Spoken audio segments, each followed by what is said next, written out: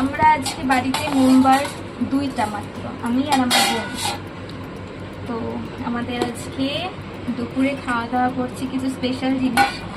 আমরা বানাতে চেয়েছিলাম পোলাও, কিন্তু বুঝতেই পারছিস কি হয়েছে জিনিসটা, এটাই খাবো। দেখতে অদ্ভুত হয়ে গেলেও খেতে খারাপ হবে না, বোন বানিয়েছে এটা।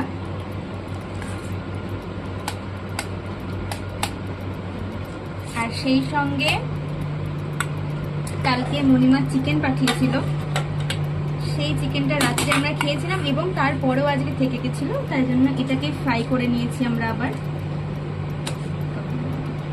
এটাই খাবো।